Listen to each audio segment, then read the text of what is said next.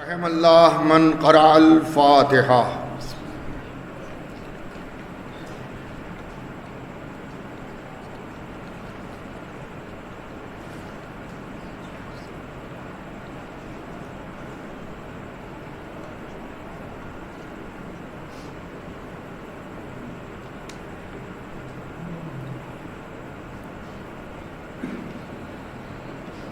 اعوذ باللہ من الشیطان اللعین الرجیم. بسم اللہ الرحمن الرحیم. الحمد للہ رب العالمین والصلاة والسلام علی اشرف الانبیاء والمرسلین والشفیع المذنبین ابی القاسم محمد وآل بیتہ الطیبین الطاہرین المعصومین المظلومین من یومنا ھذا الی قیام یوم الدین. اما بعد فقد قال اللہ سبحانہ تبارک و تعالی وقول الحق. بسم اللہ الرحمن الرحیم. قل ان کنتم تحبون اللہ فاتبعونی یحببکم اللہ ویغفر لکم ذنوبکم واللہ غفور الرحیم. صلوات بھیجیے گا محمد. حضرات، یہ مجلس ایصال ثواب ایک مومنہ مغفورہ شہداء امام حسین کے لیے منعقد ہے، جس میں ہم سب ان کو ایصال ثواب کرنے کے لیے جمع ہوئے ہیں. ایصال ثواب کا مطلب یہ ہے، بزرگ جانتے ہیں، بچوں کے لیے عرض کر دوں کہ ثواب کا بھیجنا. لیکن یہ بھی یاد رکھیے کہ سبھی کے لیے ایصال ثواب نہیں ہو سکتا ہے. ایصال ثواب انہی لوگوں کے لیے ہو سکتا ہے جو مومنین ہیں، اور وہی لوگ کر سکتے ہیں جو مومنین میں سے ہیں. ایصال ثواب کا مطلب ثواب کا بھیجنا. تو اسے کیا ثواب بھیجا جائے کہ جسے خود اپنے عمل کا ثواب نہ ملے. آل محمد کے دشمن کو اس کے عمل کا ثواب نہیں ملتا ہے، اور وہ کیا ثواب بھیجے گا کہ جسے خود عمل کا ثواب نہیں مل رہا ہے، وہ کسی کو ثواب کیا بھیجے گا. اس لیے دونوں طرف مومنین ہونا چاہیے ہیں. ایصال ثواب کرنے والا بھی مومن ہو، اور ایصال ثواب جسے کیا جا رہا ہے وہ بھی مومن ہو. ایک صلوات بھیجیے گا محمد.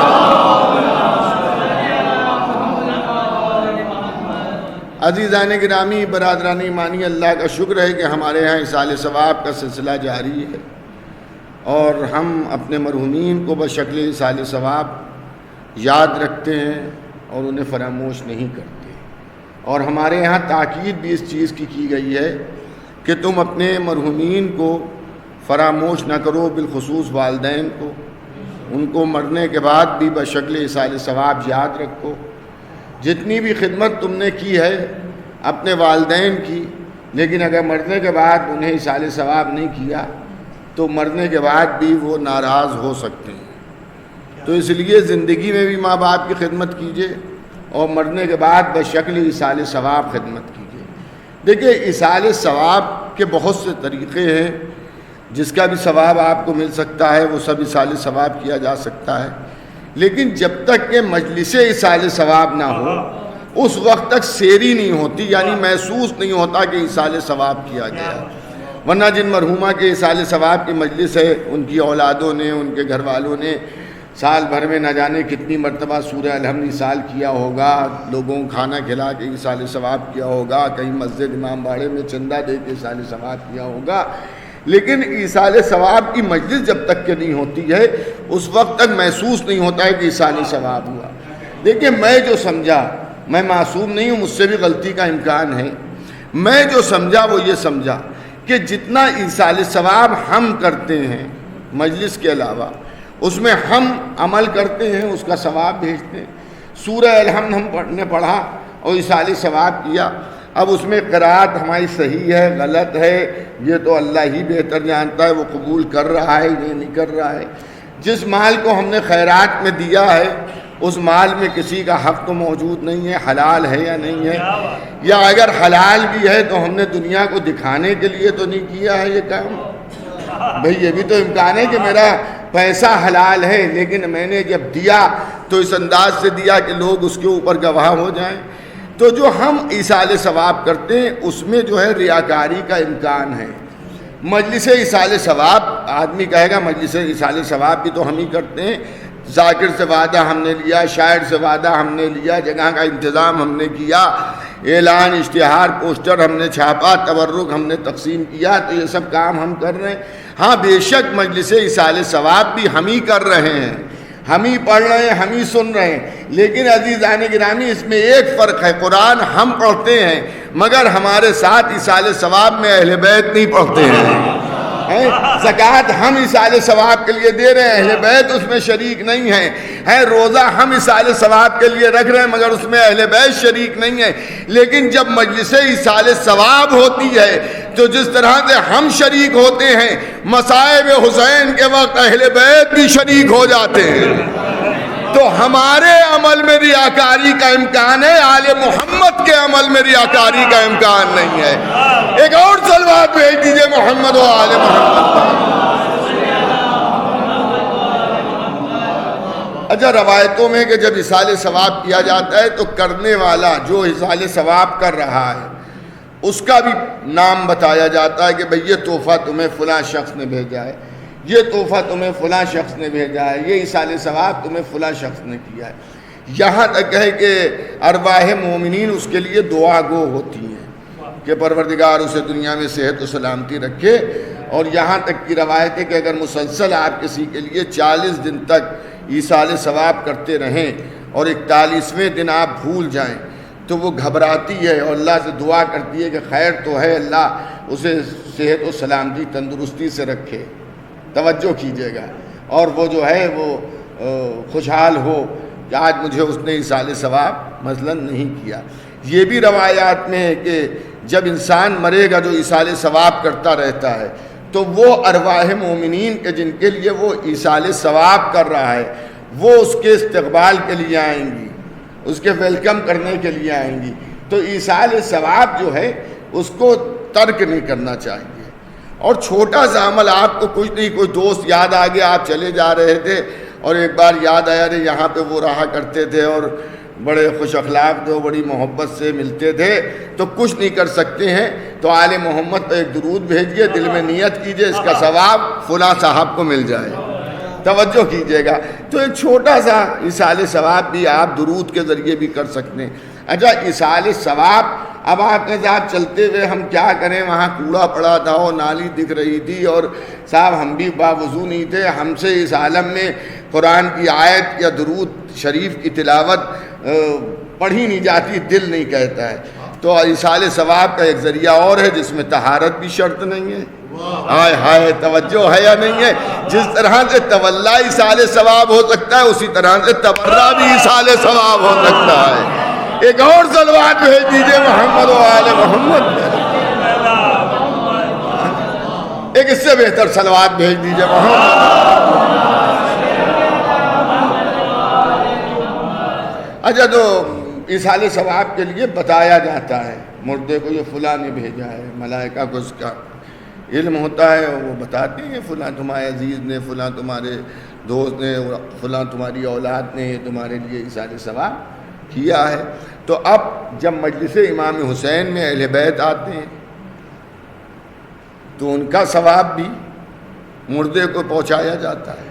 تو جب ملائکہ کو یہ خبر ملے گی کہ اس کو ایصال ثواب جو ہے وہ بی بی زہرا کی طرف سے ہے اور مولا علی کی طرف سے ہے اور شہداء کی طرف سے ہے، صدیقین کی طرف سے ہے، تو خود بخود وہ یہ سوچ لیں گے کہ یہ محب اہل بیت ہے.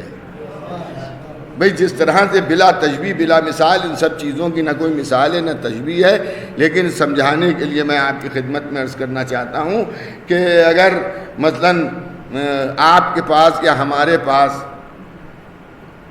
کسی بڑے عہدیدار کی طرف سے کوئی تحفہ آئے، پریسیڈنٹ کی طرف سے کوئی تحفہ آئے گا تو وہ یوں ہی نہیں آتا ہے، وہ قانونی طور پہ آتا ہے، وہ یہاں کے جو اعلیٰ افسران ہیں ان تک پہنچے گا، اور پھر وہ ہمارے علاقے کے تھانے تک پہنچے گا، اور اس کے بعد پھر وہاں کے انتظامیہ اسے دیکھے گی اور بڑے جاؤ حشم کے ساتھ وہ لایا جائے گا۔ اس کا ایک فائدہ مجھے یہ پہنچے گا، تحفہ صدر نے بھیجا ہے، لیکن جتنے نیچے والے ہیں وہ سب اب کبھی مجھ سے ٹیڑھی زبان میں بات نہیں کریں گے کہ بھئی ان کے تعلقات وہاں تک ہیں، ان کے تعلقات وہاں تک ہیں۔ تو اہل بیت کے چاہنے والوں کے لیے مجلس ایصال ثواب کا ایک فائدہ یہ بھی ہے کہ ملائکہ کو اس کی خبر ہو جاتی ہے کہ ان کے تعلقات اہل بیت تک ہیں، اور جس کے تعلقات اہل بیت تک ہوں بھی چین ہی چین ہے۔ ایک اور صلوات بھیج دیجئے۔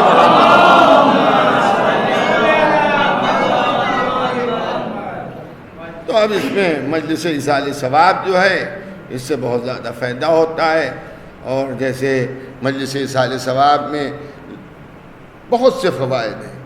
دیکھیے مجلس ایصال ثواب میں مومنین کی زیارت کرنے کا بھی ثواب ہے، ایک دوسرے سے ملاقات کرنے کا، مصافحہ کرنے کا ثواب ہے۔ مصافحے کے لیے ملتا ہے جب آپس میں دو مومنین مصافحہ کرتے ہیں تو پروردگار عالم ان کے گناہوں کو معاف کرتا ہے۔ ایک دوسرے سے خیز اللہ پوچھنا یہ بھی ثواب کا کام ہے۔ اچھا اللہ رحمت نازل کرے ان بزرگوں پر جنہوں نے ہمارے ہاں معبد گاہیں بنا دی، تو معبد گاہوں میں جانے کا بھی ثواب ہے، فرش اعظم پر بیٹھنے کا بھی ثواب ہے، ذکر آل محمد کرنے کا بھی ثواب ہے اور سننے کا بھی ثواب ہے۔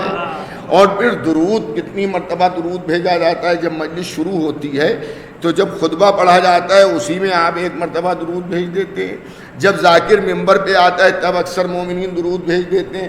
تو ایک درود کا اتنا ثواب ہے کہ وہ ملک کہ جو آسمان سے برسنے والے پانی کے قطرات کا شمار کر لیتا ہے، وہ بھی آل محمد پر جب درود بھیجا جاتا ہے تو اس کے ثواب کو شمار نہیں کر پاتا ہے۔ تو ایک یہ کتنا بڑا ثواب ہے کہ آل محمد کے اوپر ہم درود بھیج رہے ہیں، اس کا ثواب مل رہا ہے۔ پھر آیت یا حدیث سے خطیب ذاکر جو ہے وہ کلام کی ابتدا کرتا ہے تو آیت کے پڑھنے کا ثواب ہے۔ پھر ایک بات سمجھ لیجئے، سورہ الحمد پورے قرآن کے تلاوت کے برابر ثواب رکھتا ہے، اور 3 مرتبہ سورہ توحید جو ہے وہ بھی پورے قرآن کی تلاوت کا ثواب رکھتی ہے۔ تو جب مومنین مرحومین کے ایصال ثواب کی مجلس میں آتے ہیں تو کم سے کم 2 قرآن کا ثواب ہر مومن ایصال کرتا ہے۔ یہ کتنا بڑا ثواب ہے۔ پھر مومنین کی تواضع کرنا یہ بھی ایک ثواب کا کام ہے۔ تبرک جو تقسیم کیا جاتا ہے یہ بھی ایک ثواب کا کام ہے۔ پانی پلایا جاتا ہے یہ بھی ایک ثواب کا کام ہے۔ تو مجلس ایصال ثواب جو ہے وہ ملٹی وٹامن ٹیبلٹ ہے کہ ایک آپ نے کھا لی، اب جس میں جس چیز کی کمی ہے اس کمی کو اس نے دور کر دیا۔ ایک مجلس امام حسین ہو گئی، ہر قسم کا ثواب مل گیا۔ ایک صلوات اور بھیجیے گا۔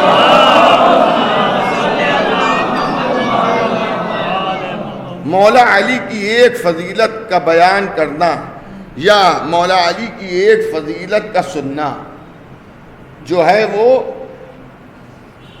40 سال کے گناہوں کو معاف کرتا ہے، 40 سال کے گناہ۔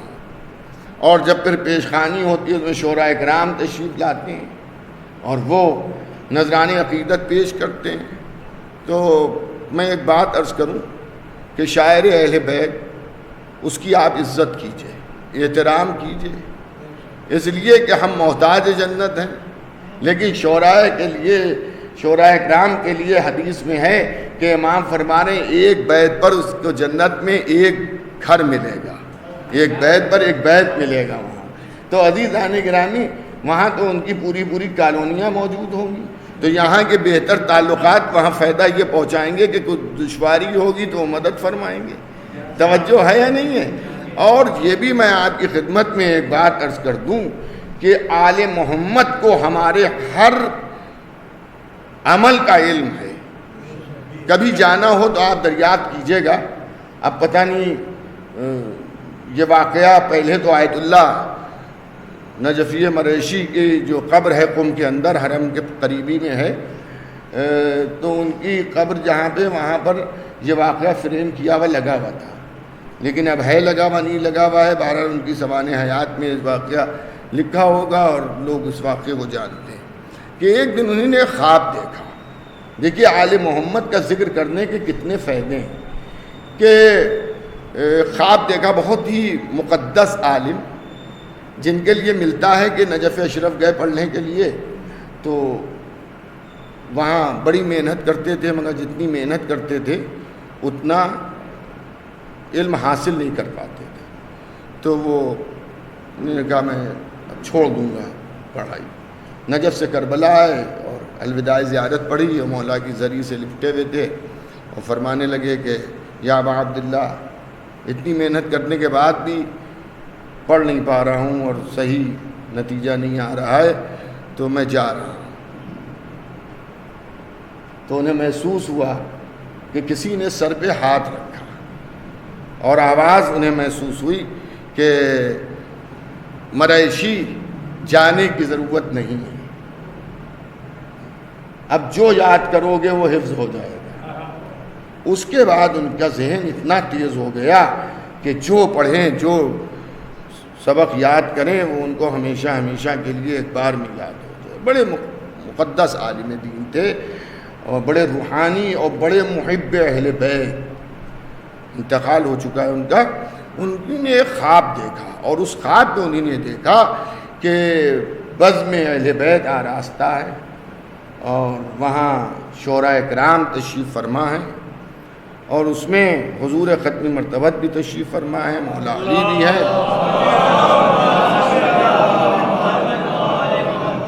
اور اس کے اندر جو ہے محفل ہو رہی ہے، مقاصدہ ہو رہا ہے اور شعراء پڑھ رہے ہیں۔ تو حضور ختم مرتبت نے کسی شاعر کا نام لے کے اسے بلایا کہ اسے لایا جائے۔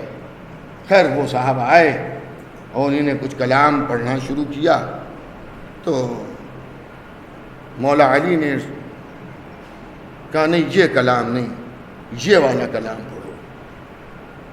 تو انہیں وہ کلام پڑھا اور آیت اللہ مریشی کو وہ کلام خوابی میں حفظ ہو گیا۔ صبح ہوئی تو انہیں لوگوں سے دریافت کیا کہ اس نام کا کوئی شاعر اہل بیت ہے؟ لوگوں نے کہا نہیں، سرزمین قم وغیرہ پہ تو کوئی ایسا نہیں ہے کہ جو اس طرح کا کلام مطلب کوئی اس نام کا شاعر ہو۔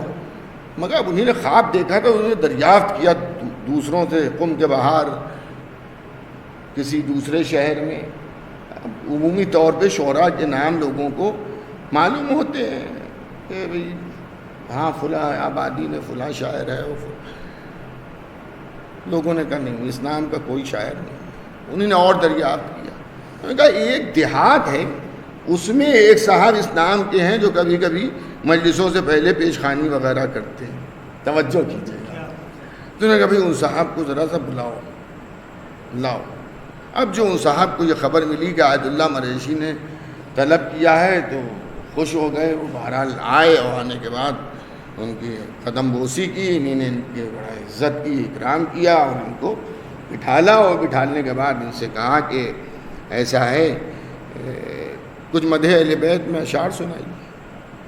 تو انہوں نے وہ اشعار کچھ الگ کے سنانا شروع کیے۔ تو آیت اللہ مریشی نے جو خواب میں سنا تھا قصیدہ اس کو پڑھا، اس کے اشعار پڑھے، کہ یہ قصیدہ سنائیے۔ تو ان کے قدموں کے نیچے سے زمین نکل گئی۔ انہوں نے کہا حضور یہ قصیدہ تو ابھی میں نے کہا ہے ایک دن رات میں، اور میں نے تو ابھی یہ قصیدہ نہ پڑھا ہے نہ کسی کو سنایا ہے۔ حد یہ ہے کہ نہ میں نے اسے اپنے استاد کو دکھایا ہے، اس قصیدے کا علم آپ کو کیسے ہو گیا؟ تو آیت اللہ مریشی نے ارشاد فرمایا کہ تو نے کسی کو سنایا ہو یا نہ سنایا ہو، جو قصیدہ تو نے کہا ہے اہل بیت کی بارگاہ میں مقبول ہو گیا ہے۔ ایک صلوات بھیجیے محمد و آل محمد پر۔ ایک اور اس سے بہتر صلوات بھیج دیجیے محمد۔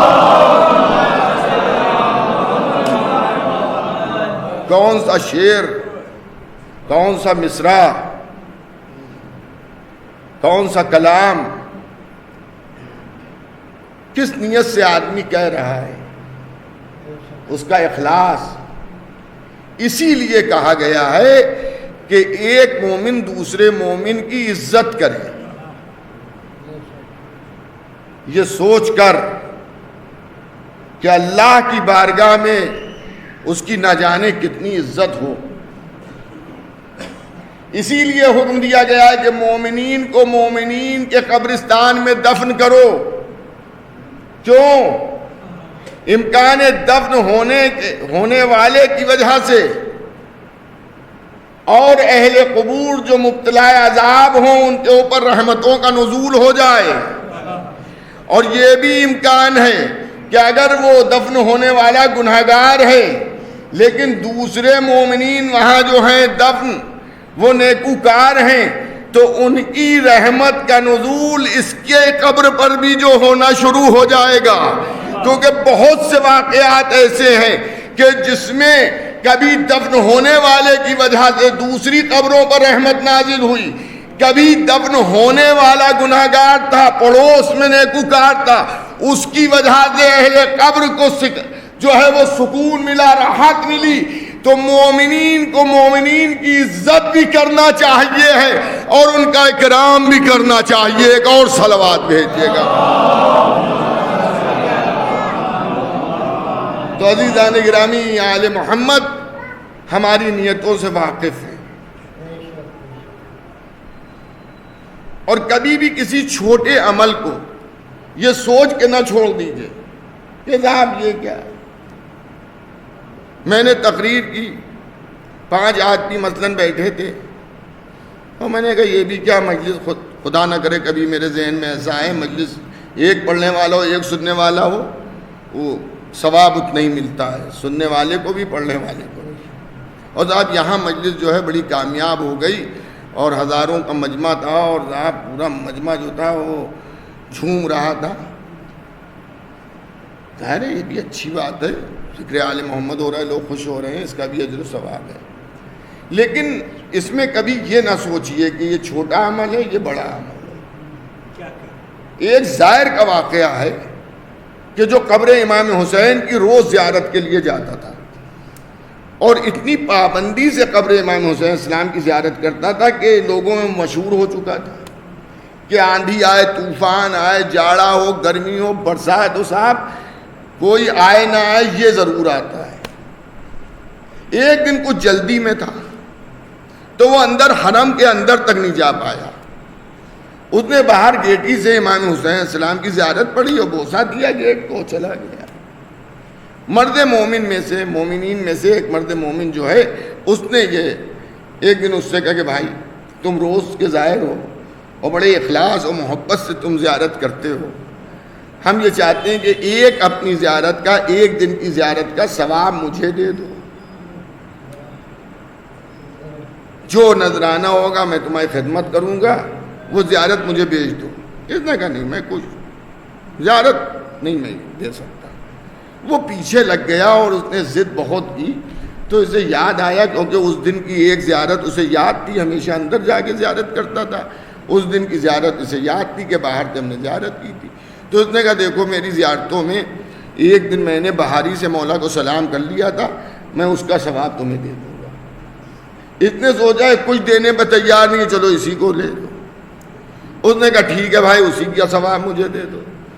اس نے کہا کہ ٹھیک ہے پروردگار، میں نے اس دن جو زیارت باہر گیٹ پہ سے پڑھی تھی اس کا ثواب میں نے اس کی طرف منتقل کیا، اس کا اجر اس کو ملا۔ رات آئی، جب رات آئی تو اس نے خواب میں دیکھا کہ مولا تشریف لائیں اور کہہ رہے ہیں کہ تیری زیارتوں میں سب زیارتیں قبول ہیں، لیکن سب سے زیادہ قبول وہی زیارت تھی جو باہر سے کھڑے ہو کے پڑھی تھی، کیونکہ اس زیارت میں دوسری زیارتوں سے زیادہ اخلاص تھا، کیونکہ اس کا بھی احساس تھا کہ مولا معاف کیجئے گا، آج ضروری کام سے جا رہے ہیں، بس یہیں سے سلام کیے لے رہے ہیں۔ تو چھوٹا سا آل محمد کی بارگاہ کا عمل بھی یہ سوچ کے ترک نہ کیجئے کہ یہ چھوٹا سا ہے۔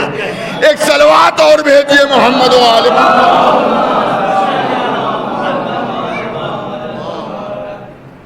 ایران میں دیکھیں، میں اس لیے عرض کر رہا ہوں کہ بہت سے عیب ہم میں پیدا ہو گئے۔ اس سبیل پر بہت اچھا شربت بٹ رہا ہے، اور اس سبیل پر جو ہے وہ اتنا اچھا شربت نہیں ہے. اب تو کبھی کبھی ایسی بیہودگی ہوتی ہے. ابھی مجھے ایک صاحب نے ایک دن واقعہ سنایا کہ اب میں جگہوں کا نام نہیں لوں گا، جمعرات کو ایک جگہ پہ وہ لوگ سبیل لگاتے ہیں، تو وہاں 2 عورتیں پہنچیں اور انہیں نے شربت لیا اور ایک گھونٹ پی کے رکھ دیا کہ اس میں شکر تو ہے ہی نہیں. تو ٹینک انہیں نے بانٹا تھا. تو اب عزیزان گرامی، تبرک جو ہے جب آپ لے لیجئے تو اس میں یہ نہیں کہ اچھا ہے یا برا ہے، اسے آپ استعمال کیجئے یا اپنے سامنے کسی دوسرے کو استعمال کرائیے، مرد مومن کو یا مومنہ کو. تبرک میں یہ نہیں ہے کہ اچھا برا. ہماری لکھنؤ کی تہذیب میں شامل تھا، کھانوں کی بھی تہذیب ہے کہ خوشی کے کھانوں میں آپ کو کس طرح سے کھانا ہے، غمی کے کھانے کیسے ہیں. غمی کے کھانوں میں یہ نہیں ہے ارے ڈونگے میں بوٹیاں کم ہیں ذرا بوٹیاں منگا دیجئے، سمجھ گیا. شوربہ مل جائے شوربہ آپ کھا لیجئے، مگر اس میں یہ سب نہ کیجئے کہ اس میں آلو کم ہے اور گوشت کم ہے اور بوٹی کم ہے ذرا منگا دیجئے. اور نہ صاحب غمی کے کھانوں کی تعریف کی جاتی ہے کہ باپ کا 40واں لڑکے سے کہہ رہے ارے پلاؤ بڑا کھانا بڑا لذیذ تھا. یہ تہذیب کے خلاف ہے. خوشی کے کھانوں میں تعریف کیجئے، کوئی چیز کم ہے آپ کسی سے کہہ دیجئے بھجوا دیجئے، لیکن غمی کے کھانوں میں یہ نہیں سر. اب تو سب مخلوط ہو گیا، خوشی اور غمی کے معاملات سب ایک ہو گئے، ورنہ غمی کے کھانے الگ تھے اور خوشی کے کھانے الگ تھے. اور افسوس یہ کہ اب لباس بھی مخلوط ہو گیا. اب شادیوں میں لوگ کالا لباس بھی پہننے لگے ہیں. اگر آپ شادی میں کالا لباس پہن رہے ہیں اور اس کے بعد آپ عاشورے میں کالا لباس پہن رہے ہیں تو فرق کیا رہا؟ فرق کیا رہا؟ یہ بڑا شاعر ہے، بڑا خطیب ہے، وہ غریب ہاتھ جوڑے کھڑا ہے 5 منٹ کے لیے میرے عزا خانے میں آ جائیے. نہیں ہم جا رہے ہیں مجلس میں. تو آپ وہاں جو مجلس میں جا رہے ہیں وہ مجلس حسینی میں جا رہے ہیں، مگر ذہن میں آپ کی ایک چیز یہ کہ فلاں شاعر پڑھے گا، فلاں بڑا خطیب پڑھے گا، شہر میں بڑا ہلڑ ہے اور بہت سجاوٹ کی گئی ہے. نہیں، امکان ہے کہ میں نے 10 لاکھ روپے خرچ کیے ہوں اور ایک غریب نے 1000 میں مجلس بوا کی ہو، لیکن جب عدالت کی ترازو میں تولے جائیں تو میرے 10 لاکھ ہلکے پڑ جائیں، اس کا 1000 بھاری پڑ جائے. توجہ ہے یا نہیں ہے؟ ایران کا ایک واقعہ ہے. ایک خطیب، بہت مصروف خطیب، ایام ازاں میں وہ مجلسیں پڑھ رہا ہے اور وہ ایک جگہ سے دوسری جگہ جیسے لوگ جاتے ہیں پڑھنے کے لیے اسی طرح سے وہ جا رہا ہے. راستے میں ایک مومنہ نے، غریب عورت نے، اس خطیب کو دیکھا، ہاتھ جوڑ لیے. بڑا خطیب تھا. میرے عزا خانے میں 2 منٹ کے لیے پڑھ دیے. انہوں نے کہا بھائی میرے پاس وقت نہیں، میں فلاں جگہ جا رہا ہوں. اس نے کہا التجا ہے، بس 5 منٹ پڑھ دیے. اب کبھی کبھی آدمی کو گراں ضرور گزرتا ہے مگر دل نرم پڑ جاتا ہے کہ چلو 5 منٹ وہ بیٹھے اور یہ 5 منٹ کے مسائل پڑھ کے مجلس کو تمام کیا. اس نے بڑا شکریہ ادا کیا، تبرک دیا، ان کو رخصت کیا. یہ گئے جہاں ان کا پہلے سے وعدہ تھا، وہاں انہوں نے مجلس پڑھی اور کئی مجلسیں دن میں پڑھ کے جب سوئے ہیں، جب خواب دیکھا تو کیا دیکھا کہ شہزادی تشریف لائیں اور شہزادی فرما رہی ہیں کہ تیری ہر مجلس قبول ہے، لیکن اس مومنہ کیا جو تو نے مجلس پڑھی تھی وہ مجھے بہت زیادہ پسند آئی اور وہ مجھے بہت زیادہ قبول ہے. تو عزیزان گرامی، یہ نہ دیکھیے کہ مجلس میں کتنا جاؤ حشم ہے، نہ جانے کون کتنے اخلاص سے کر رہا ہے. اس لیے جو بلائے اگر آپ کے امکان میں ہے تو غربت یا امیری کا فرق نہ رکھیے، شان و شوکت کا فرق نہ رکھیے کہ وہاں ہزاروں روپے ڈیکوریشن میں خرچ کیے گئے ہیں اور یہاں تو اتنے ہاتھی سے کاغذ کے پھول بنا کے لگا دیے ہیں. امکان ہے کہ اس کا خلوص ان کے خلوص سے آگے ہو. دیکھیے، عمل گنا نہیں جائے گا،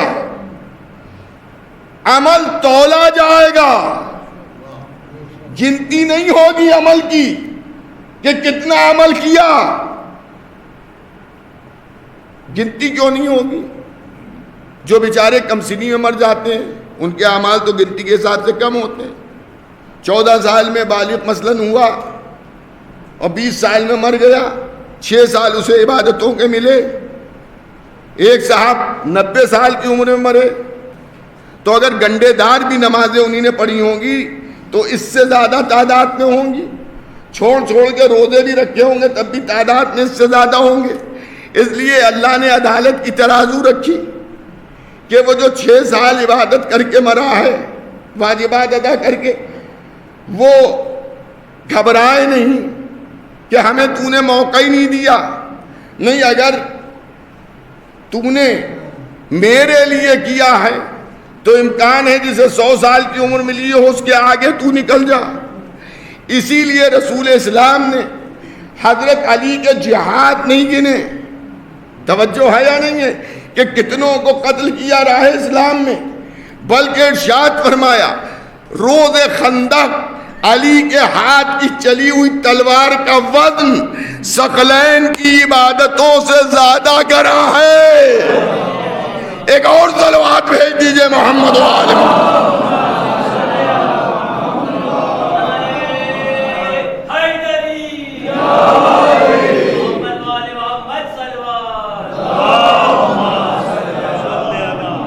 تو آل محمد کے معاملات میں جتنے بھی آپ ثواب کے کام کر رہے ہیں، الی اللہ الی الحسین ہونا چاہیے، دکھاوا نہیں، ذرا سا بھی نہیں۔ اور آپ بھروسہ و اطمینان رکھیے تو پھر اتنا مل جاتا ہے جو انسان سوچتا بھی نہیں۔ نئی زندگی، ابھی آپ نے سماعت فرمایا کہ نئی زندگی مل گئی آل محمد کے صدقے میں، نئی حیات مل گئی۔ ان کے در سے بہت کچھ ملتا ہے۔ ایک بیوہ مومنہ تھی۔ دیکھیے غیبت کبریٰ میں اس قسم کے واقعات ہماری ہدایت کے لیے ہوتے ہیں۔ ایک بیوہ مومنہ تھی، اس کا ایک بیٹا تھا اور تقریباً جوانی کے قریب تھا کہ بیمار پڑا، اور ایسا بیمار پڑا کہ اس کے ہاتھ پیر جو ہے مفلوج ہو گیا۔ جب مفلوج ہو گیا تو وہ ایڈمٹ کیا گیا، ایڈمٹ ہوا۔ دیکھیے ایام عزا قریب آ رہے ہیں، بہت غور سے سنیے گا۔ وہ ایڈمٹ کر دیا گیا اسپتال میں، پر ڈاکٹر دوا دیتے رہے، اور یہاں تک اب ذی الحجہ کی 27-28 تاریخ آ گئی تو اس نے کہا کہ اگر یہ اسپتال میں رہے گا تو مجھے اسپتال میں بیٹھنا پڑے گا، تو میں عزائے حسین کیسے کروں؟ تو اس نے اسپتال سے چھٹی لی، اور ڈاکٹر بھی نا امید ہی تھے، انہوں نے چھٹی دے دی۔ یہ اپنے گھر لے کے آئی، اور اس نے اپنے گھر کے صحن میں ایک تخت پڑا تھا، اس پہ اس کو لٹالا، اور اس نے محرم کی تیاری کے لیے لباس وغیرہ، کالا لباس جو گھر میں جیسے ہمارے یہاں آپ کے یہاں ہوتا ہے، محرم سے قریب کپڑے وپڑے محرم کے نکالے جاتے ہیں، تو اس نے کالا لباس نکالا، اس میں ایک رومال تھا جو وہ مجلس امام حسین میں لے جاتی تھی۔ تو ایران میں حوض وغیرہ بھی، جو بڑے گھر ہوتے ہیں اس میں حوض وغیرہ بھی ہوتے ہیں۔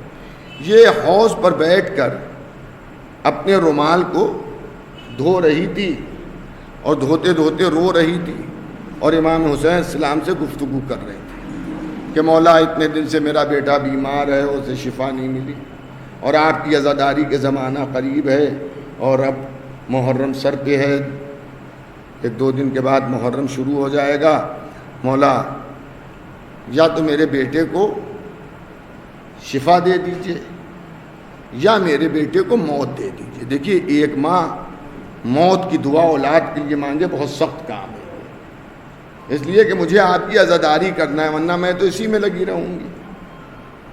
بیٹے نے ماں کی یہ آواز سنی تو وہ سن کے اتنا غمگین ہوا کہ میری حالت ایسی ہے کہ میری ماں میری موت کی دعا کر رہی ہے، تو اس نے اسی عالم میں مولا حسین سے رجوع کیا۔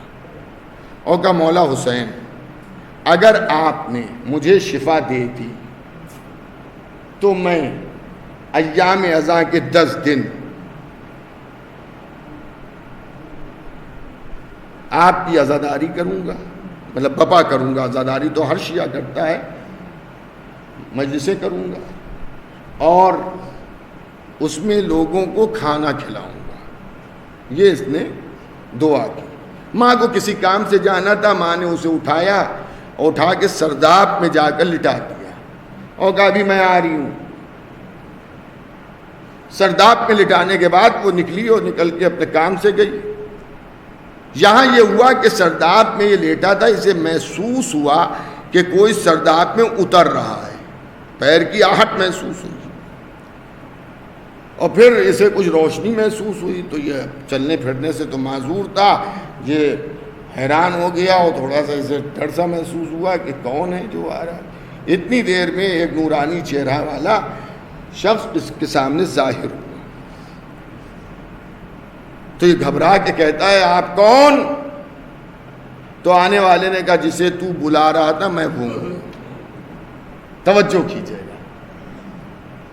تو یہ واقعات یہ بھی جان لیجئے کہ جب ائمہ علیہم السلام تشریف لاتے ہیں تو انسان کی عقل اسی وقت اس بات کو مطلب وہ خبت سی ہو جاتی ہے کہ وہ سمجھ نہیں پاتا ہے کہ کون نہیں ہے۔ تو یہ کچھ سمجھا نہیں، میں نے کہا اٹھ، کہ میں اٹھوں کیسے، میرے ہاتھ پیر میرے کام نہیں کر رہے ہیں، کہ میں کہہ رہا ہوں نا اٹھ، کہ اب جو یہ کہا تو میں اٹھ کھڑا ہوا اور میرے ہاتھ پیر بالکل صحیح و سلامت۔ میں نے اس نورانی شخصیت کا طواف کرنا شروع کیا تو نورانی شخصیت نے کہا کہ جو وعدہ کیا تھا وہ یاد ہے؟ تو اس نے کہا مجھے وعدہ یاد ہے، میں 10 دن مجلس کروں گا اور کھانا کھلاؤں گا۔ تو انہوں نے فرمایا کہ ایسا ہے کہ 10 دن ہی تو 18 دن مجلس کر۔ کتنے؟ 18 دن مجلس کر اور 18 دن میرے عزاداروں کو کھانا کھلا۔ انہیں بہتر ہے میں 8 دن اور بڑھا دوں گا، 18 دن کھلاؤں۔ اور اس کے بعد وہ نورانی شخصیت غائب ہو گئی۔ اب جب غائب ہو گئی تب اس کی سمجھ میں آیا کہ یہ تو مولا حسین ہوں گے۔ اب یہ نکلا سرداب سے، گھر میں دیکھا اور باہر دروازہ دیکھا اور دروازے کے باہر نکلا اور سڑک پہ دوڑنے لگا اور لوگوں سے پوچھنے لگا۔ تو لوگ بھی بڑی تعجب سے محلے والے دیکھ رہے ہیں کہ یہ تو اپاہج ہو گیا تھا اور یہ تو بیمار تھا، ابھی اسپتال سے آیا۔ کسی نے اس کی ماں کو بتایا۔ اچھا جب اس کی ماں کو بتایا تو اس کی ماں نے بھی بڑا تعجب کیا اور کہا میرے مولا نے اور مولا کا شکریہ ادا کیا۔ اب دوسرے تیسرے ہی دن محرم کا چاند نمودار ہو گئے۔ اب جو محرم کا چاند نمودار ہوا تو سب کچھ اس کا علاج میں خرچ ہو چکا تھا، گھر میں کچھ تھا نہیں۔ اب اس نے کہا کہ منت پوری کیسے کریں، مجلس تو کر لیں گے مگر لوگوں کو کھانا کیسے کھلائیں؟ تو پھر اس مومنہ کا مولا آپ ہی انتظام کر دیجئے۔ ابھی دعا تمام نہ ہوئی تھی کہ کسی نے دق الباب کیا، دروازہ کھٹکھٹایا اور دروازے پر آ کے کہا کہ میں نے سنا ہے کل سے تیرے کیا مجلسیں؟ کہاں مجلسیں تو ہیں؟ کیا میرے جو آقا ہیں انہوں نے کہا کہ ان مجلسوں کے تبرک میں مجھے بھی شریک کر لیں۔ تو یہ خوش ہو گیا اور اس نے کہا ٹھیک ہے شریک کر لیں گے۔ تو جو واقعہ میں نے پڑھا ہے اس میں یہاں تک ہے کہ دہی تک اس شخص نے لا کے دیا، جو کھانے میں استعمال، جو کھانا پکنا تھا اس میں استعمال ہونے کے لیے جو دہی تھا وہ بھی اس نے لا کے دیا، اور اتنا لا کے سامان دے دیا کہ جتنے لوگ آئیں گے وہ سب سیراب ہوں۔ دوسرے دن پھر وہ آیا اور پھر اسی شخص نے اسی طرح سے وہ سب کہا کہ میرے آقا نے بھیجا ہے۔ پھر تیسرا دن آیا اور روز وہ تبرک کا انتظام کرتا رہا اور آج تک وہ مجلس ہو رہی ہے، اس میں تبرک جو ہے اب مومنین اسی طرح سے جا کے دیتے ہیں اور وہ خاندان اس مجلسوں کو کر رہا ہے اور اس مجلسوں میں اس کا کچھ نہیں لگتا، مومنین تبرک لا کے دے دیتے ہیں۔ تو آپ نے دیکھا یہ مجلس حسین کا کیا فیض ہے اور کیا برکت ہے کہ صحت بھی ملی اور اس کے بعد جیب کے اوپر کوئی اثر بھی نہیں پڑا۔ اور مجلس حسین منعقد ہو رہی ہے، مگر ایک جملہ چلتے چلتے اس نورانی شخصیت نے پوچھا کہ یہ تو نے مجھ سے نہیں پوچھا کہ میں 10 دن کے بجائے 18 دن کیوں کہہ رہا ہوں؟ میں 18 دن کیوں کہہ رہا ہوں؟ تو نے 10 دن کی منت مانی تھی، میں نے کہا 18 دن۔ کیا فرمائیے 18 دن کیوں کہہ رہے ہیں؟ کیا میں 18 دن اس لیے کہہ رہا ہوں کہ میری ماں 18 سال کی عمر میں اس دنیا سے رخصت ہوئی۔ عزیزان گرامی، اس سے مجھے یہ محسوس ہوتا ہے کہ امام حسین یہ چاہتے ہیں کہ ان کی عزاداری میں ان کی ماں کا ذکر ضرور ہو۔ میں اکثر شورا اکرام سے بھی گزارش کرتا ہوں، اپنے چھوٹے بھائیوں سے بھی گزارش کرتا ہوں کہ جو پہلا عشرہ اولیٰ ہے اس میں جہاں آپ پڑھیے، جو کلام آپ پڑھیے یا جو خطیب تقریر کرے، اس میں کم از کم ایک دن مجلس میں فضائل میں یا مصائب میں بی بی سیدہ کا ذکر ضرور کر دیجیے، اس لیے کہ بڑی مظلومہ بی بی تھی۔ کربلا تو وہیں سے شروع ہو گئی تھی، کربلا میں جو کچھ ہوا ہے اس کی ابتدا تو مدینے ہی سے ہوئی ہے۔ کربلا کے سلسلے کا پہلا قتل جو ہے وہ بی بی زہرا کا قتل ہے، حضرت محسن کا قتل ہے، رسول کی بیٹی اور نواسے کا قتل ہے۔ یہ وہی سلسلہ تھا کہ جس سلسلے نے کربلا میں امام حسین کو قتل کرایا، اور یہی وجہ ہے کہ امام حسین نے جب پوچھا ہے عمر سعد سے کہ مجھ سے کیوں لڑ رہا ہے، تو آپ کو معلوم ہے اس نے کیا کہا تھا؟ اس نے یہ کہا تھا کہ ہم آپ کے بابا کی عداوت میں لڑنے آئے ہیں۔ جھگڑا وہی سقیفہ اور غدیر کا تھا جو کربلا میں ہوا ہے۔ لوگ اپنے اپنے نظریات پیش کرتے ہیں، ٹھیک ہے، ہمیں کسی کے نظریے کے اوپر کوئی قدرت نہیں حاصل ہے کہ ہم کہیں نہیں اس کے سوا آپ کچھ نہ پڑھیے، لیکن میں مومنین سے عرض کروں گا کہ اب کتابیں انٹرنیٹ کے اوپر ہیں، آپ امام حسین کے خطبات کو پڑھیے اور دیکھیے کربلا کی جنگ جو ہوئی ہے وہ علی کی محبت اور مولا علی کی عداوت میں ہوئی ہے۔ ایک گروہ جو تھا وہ مولا علی کی عداوت میں جمع ہوا تھا، اور مختصر سے 72 جو تھے وہ مولا علی کی محبت میں جمع ہوئے تھے۔ میں ایک چیز آپ کی خدمت میں عرض کر دوں، میں اس کی مثال میں دے دوں آپ کی خدمت میں۔ میں یہاں آیا ہوں مجلس پڑھنے، میرا مجلس کا وعدہ یہاں آپ سے تھا، وہ میں پڑھنے آیا ہوں، نہ میں یہاں آپ سے مصافحہ کرنے آیا ہوں، نہ میں آپ کی خیز اللہ پوچھنے آیا ہوں، نہ میں آپ کے لیے کوئی استخارہ دیکھنے آیا ہوں، نہ میں کوئی مسئلہ بتانے آیا ہوں۔ آیا ہوں میں مجلس پڑھنے، مقصد میرا مجلس پڑھنے کا ہے، لیکن جب مومنین ملیں گے تو ان سے مصافحہ بھی ہوگا، ان کی خیز اللہ بھی پوچھی جائے گی۔ اگر کسی نے کوئی مسئلہ پوچھا میرے علم میں ہوگا تو اس کا جواب بھی دوں گا،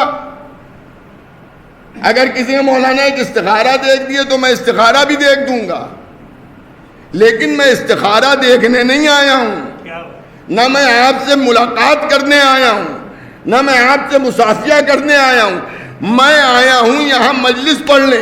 اب اس مجلس کے صدقے میں یہ سب ہو جائے تو کوئی بری بات نہیں ہے۔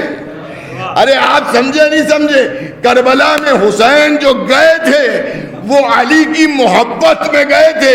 اب علی کی محبت کی وجہ سے جو کربلا کی جنگ ہوئی ہے، یہ اور بات ہے کہ ولایت کو بچانے گئے تھے، پورا دین بچ گیا۔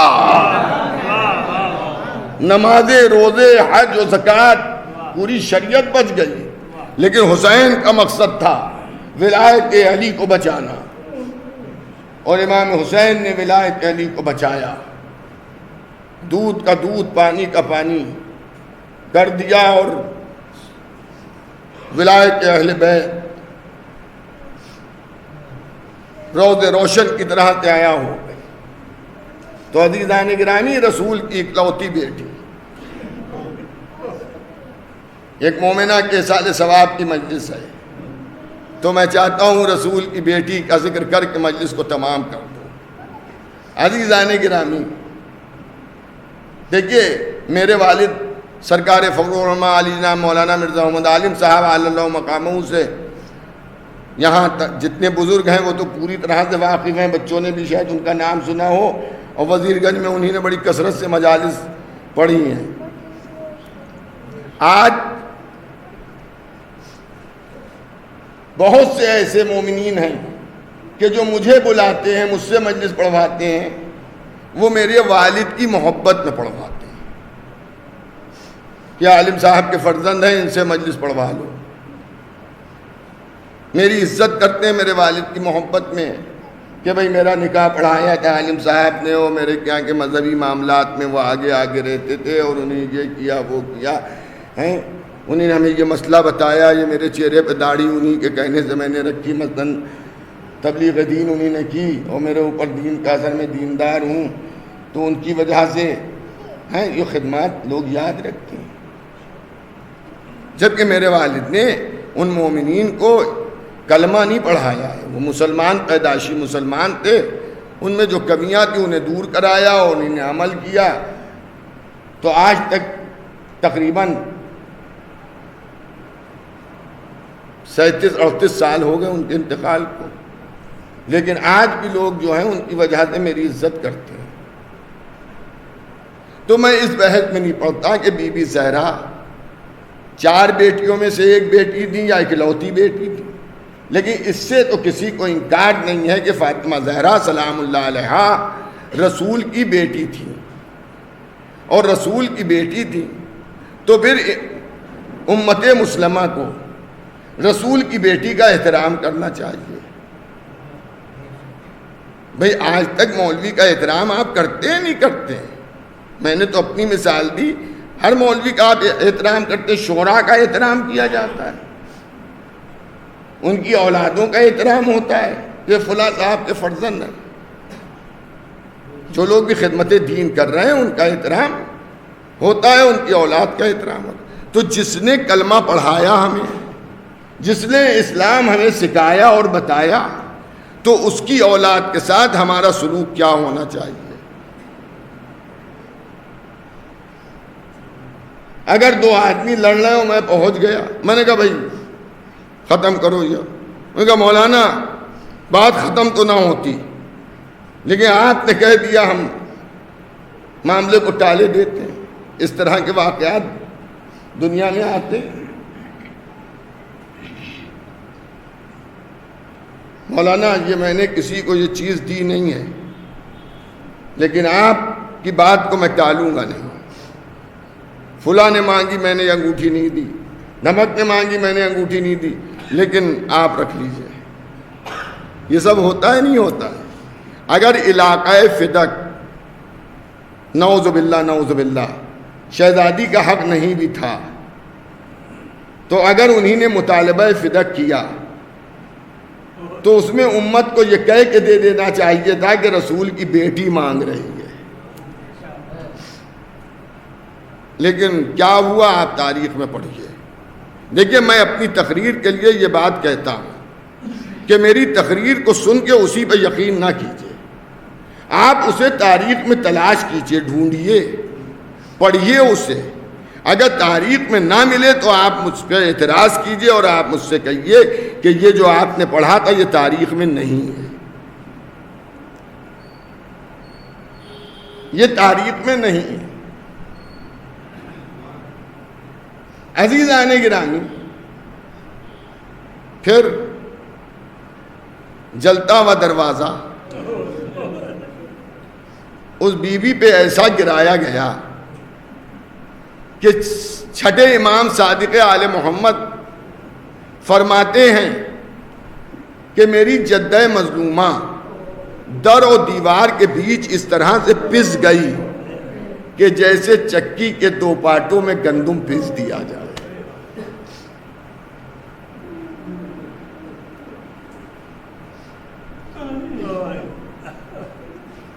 عزیزان گرامی، ثانیہ زہرا حضرت زینب کبریٰ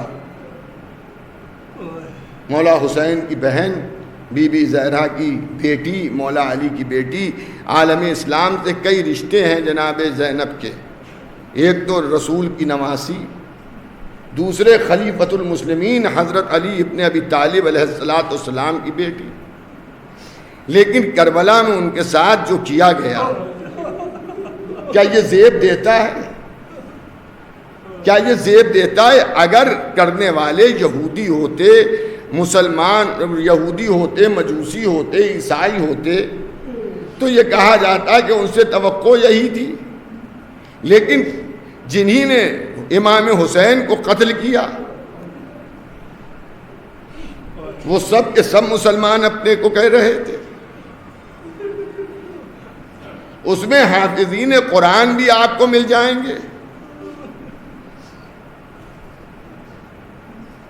اس کے اندر بزم رسول میں بیٹھنے والے افراد کے اولادیں بھی مل جائیں گی.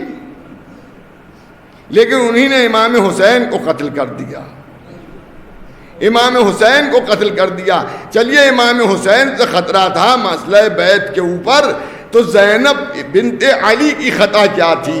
اے عزاداروں، آج اگر کسی بے پردہ مسلمان عورت کو آپ دیکھیں گے اور آپ مذہبی جذبہ رکھتے ہیں تو آپ یہ چاہیں گے کہ اسے چادر دے دی جائے.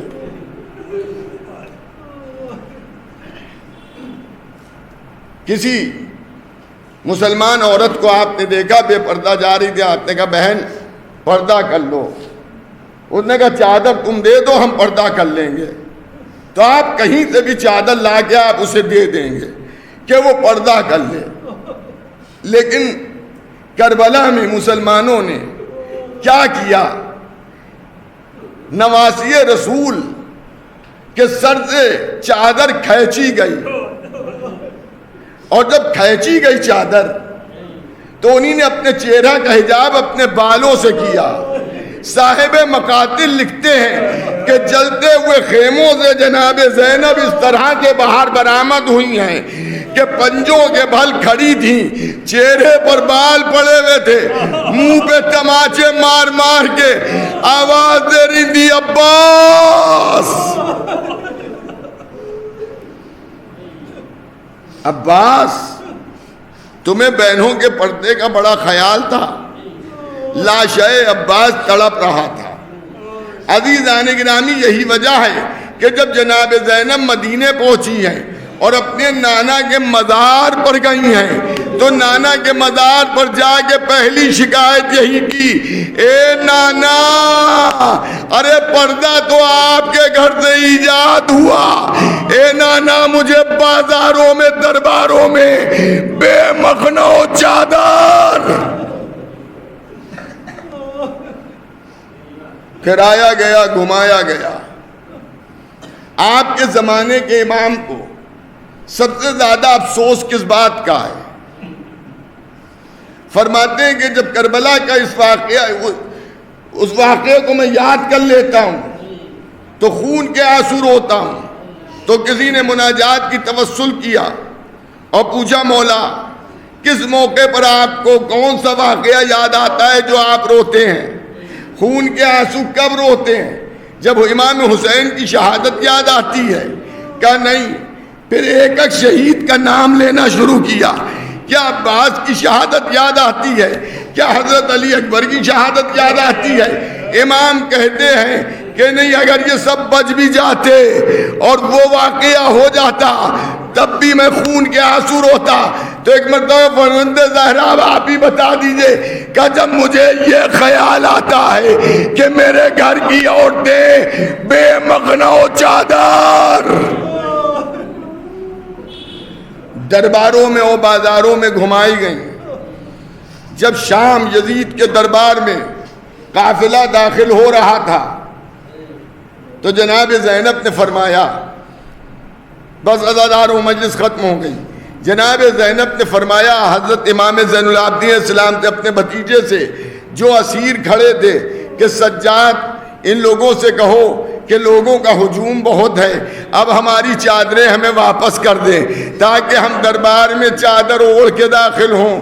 تو اتنا سننا تھا تو کسی نے جواب دیا، جناب زینب سے کہا کہ بی بی یہ دربار اسی لیے سجایا گیا ہے، اے بی بی یہ بازار اسی لیے آراستہ کیے گئے ہیں کہ آپ کی بے ردائی کو زمانہ دیکھے۔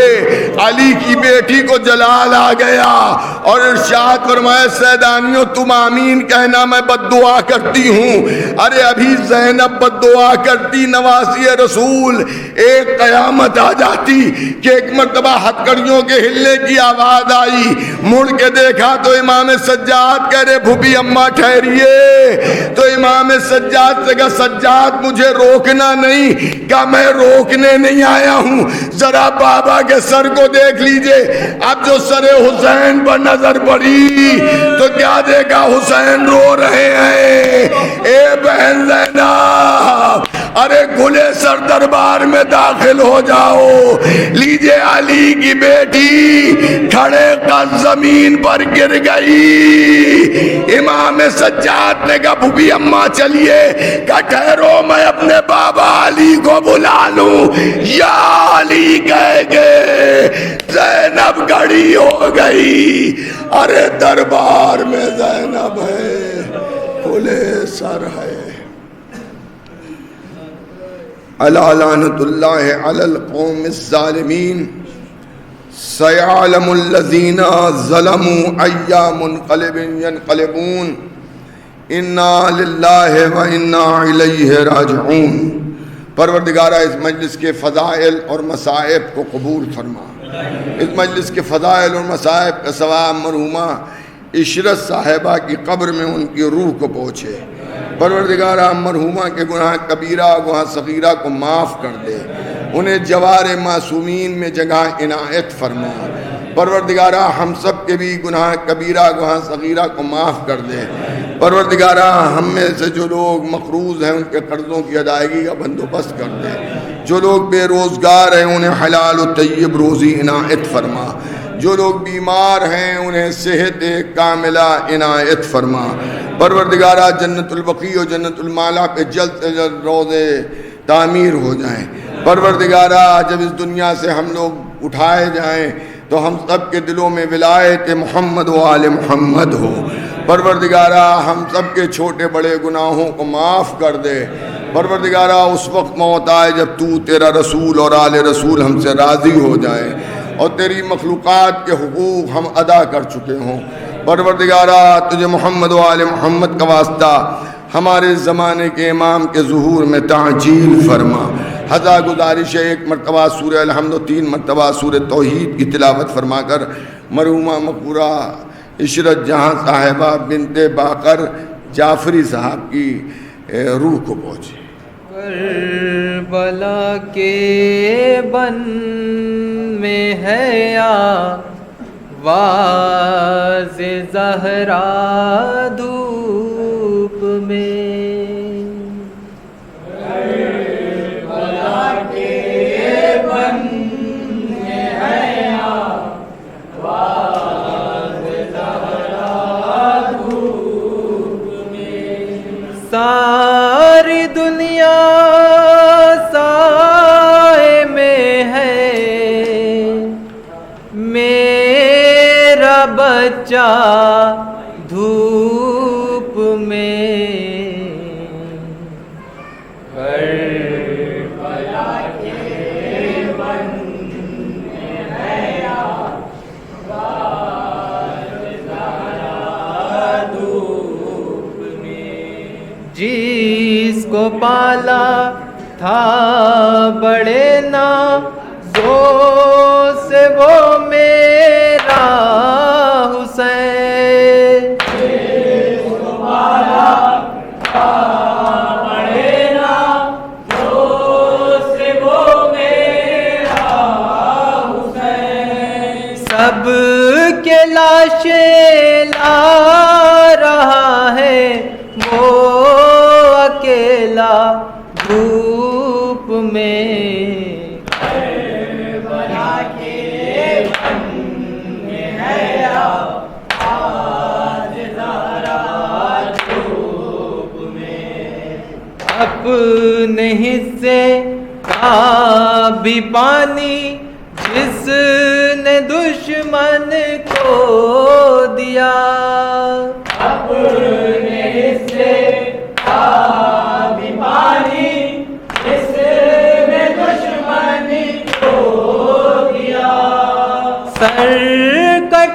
کے سو رہا ہے اب وہ پیاسا دھوپ میں. کربلا کے من میں ہے آواز زہرا دھوپ میں. صبر کا دامن نہ چھوڑا پھر بھی میرے لال نے. صبر کا دامن نہ چھوڑا پھر بھی میرے لال نے. زرد ہوتا جا رہا تھا اس کا چہرہ دھوپ میں.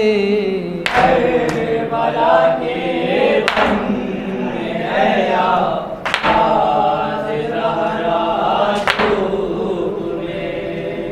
اس کا ایک سوکھا گلا اس پر سے تیرا ضربتیں. اس کا ایک سوکھا گلا اس پر سے تیرا تپ رہا تھا کس قدر خنجر کا لوہا دھوپ میں.